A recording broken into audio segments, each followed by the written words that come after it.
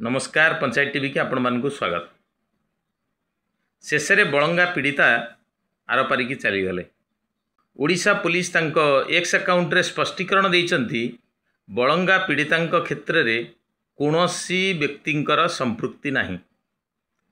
ताहले मोटे कथा कहतु यदि कहार संपृक्ति नहीं ताहले अस्पृश्य शक्ति जो रही माने अग्निदेवता बोधे निजे निजे निया लगेदेले।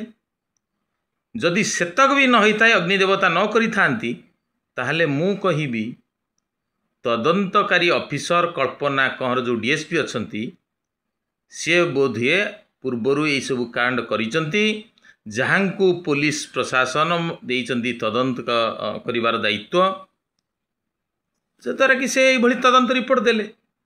नचेत केबे गोटे असंभव कथा जनकठी निया लागिला केही एतरे संपृक्ति नांदी ये केमिति हबो। जड़े महिला डीएसपी यही भाया तदंत जदि करुचंती तांको बैकग्राउंड देखा जिबा दरकार से केमितिया तदंतकारी ऑफिसर आगुरु बा चाकरी करथिले केमिति एवं से की भली भाबरे आगुरु भी एमति केते तदंत करिसंती तांको माने रेकर्ड कोन थिवो। सरकार तुरंत ये उपरे गभीरतार सह नबा दरकार नचेत ओडिशा रे महिला आगकू सुरक्षित तो हेबेनी पुलिस उपरे 100% लोकंकर विश्वास तुटीजीव।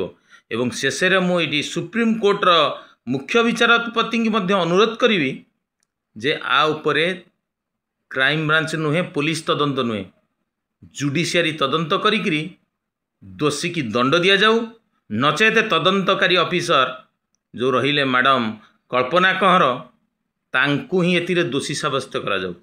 देखिए भविष्य में आउ तदंतकारी ऑफिसर कई भूल करेनि तदंत करिबारे।